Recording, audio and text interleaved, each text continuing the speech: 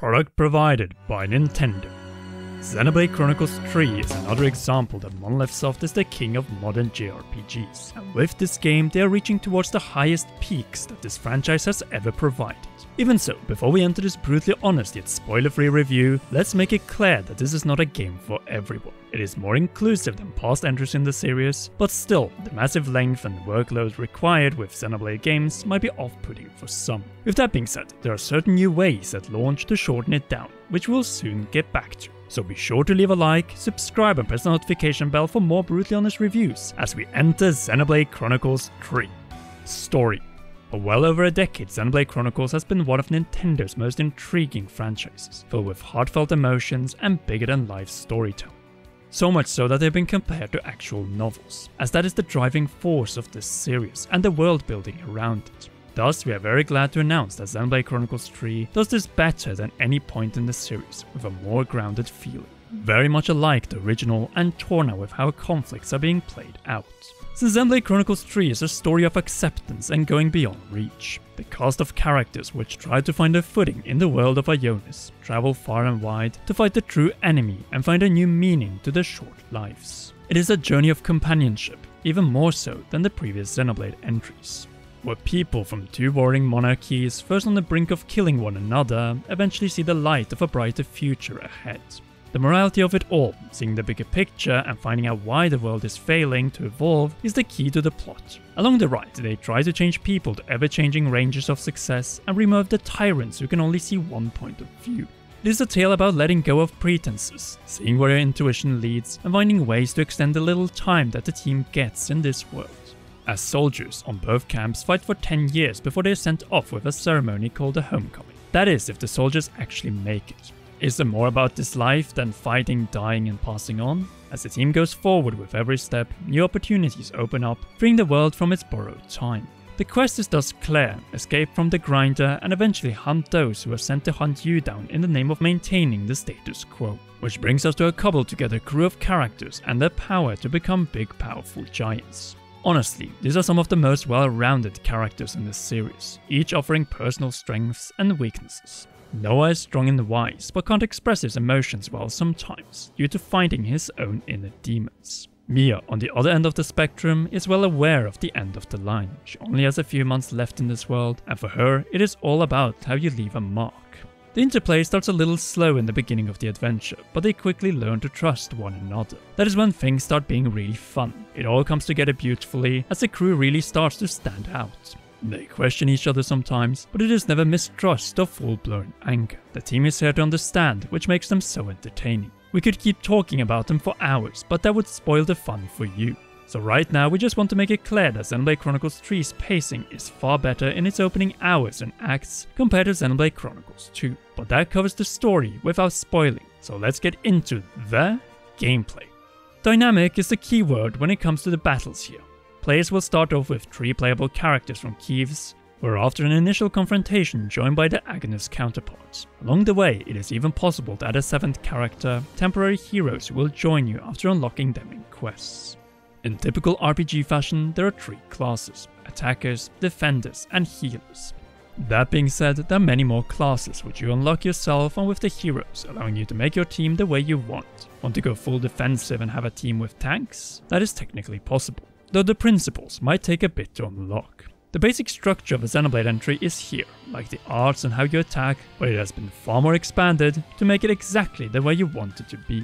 Outside of the classes and the traditional chain attacks, you have the Ouroboros, or the giants, which have been a big part of the marketing. Sadly, their scope is a bit limited, and that is for one big reason. You basically remove 2 units from the battlefield to basically make one giant one. Sure, their attacks are more powerful, and depending on who is in charge, the overall patterns change. At the same time though, you can only hold the form for a limited time before defusing. Being in an Ouroboros is more useful in opportune moments, like fighting console members or other big beasts. But for more standard enemies and more, a chain attack is actually far more fruitful. The whole team comes together for flashy rounds of attacks, increasing experience points and damage for successfully completing strings. There are countless moments of genuine joy as they use their own classes to destroy the enemy in front of them. Stepping outside of battle, traversing around the world is also an important aspect, and I'm glad to inform that the side quests in this game are far better than in previous Xenoblade installments. and it is needed as you walk around the landscapes, take on quests, and unlock secrets the further you go. It is a straightforward adventure as it has always been in the Xenoblade series, and you will find many of the elements that are known and loved from the franchise. With that being said, certain terrain can be done out of order, and these playgrounds offer up equal amounts of easy and harder enemies. They come in all sorts of varieties, ensuring that you can't do missions the way you see fit. As you deal with colonies and see more of the world, you will become friendly with them, unlocking more missions and possibilities to deepen the all-encompassing affinity chart. You're encouraged to come back over time and interact more with the folks that see these colonies as their homes. Now for the big question, could you see Xenoblade Chronicles 3 as an open-world game? The answer is equally yes and no. The areas you traverse without loading are quite sizable, and yes, they are bigger than in Xenoblade Chronicles 2 and Torna. With that being said, this game doesn't have one gigantic seamless map like the one found in Xenoblade Chronicles X, or for a more Nintendo Switch specific example, The Legend of Zelda Breath of the Wild. And that is alright.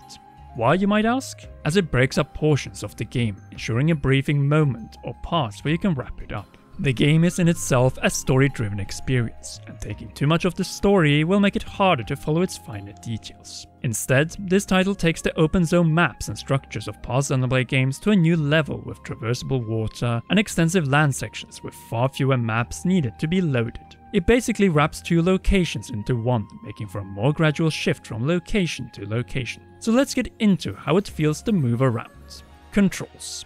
The controls of Xenoblade Chronicles 3 basically follow the golden rule. If it isn't broken, don't fix it. The player will walk around, press the various buttons to perform action and explore the world at large. It feels comfortable to deal with for longer playing sessions, something this series truly excels at. Just pressing the stick and let the characters walk halfway through the world.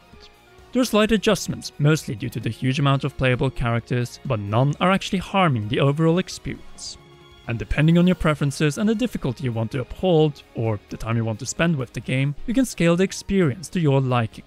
Nevertheless, the difficulty you pick though, the player still has to put in the work that a Xenoblade title demands. The battles aren't given on a silver platter, and missions still need to be done on your terms. That being said, there are more helpful tools, like a line telling you where to head off to in the heat of the moment. Despite the scale and overall grandness of it all, Monolith Soft never lost sight of those with less time or ones that get easily lost in games. Since Xenoblade Chronicles 3, for being a Japanese role-playing game, is extremely accessible, which makes it easier to recommend, especially when there's so much great music.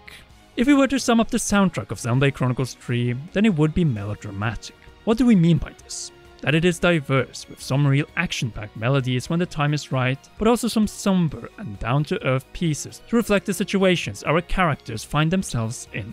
You can say that Monolith Soft and lead composer Mitsuda have once again nailed the tone of the moment and surroundings.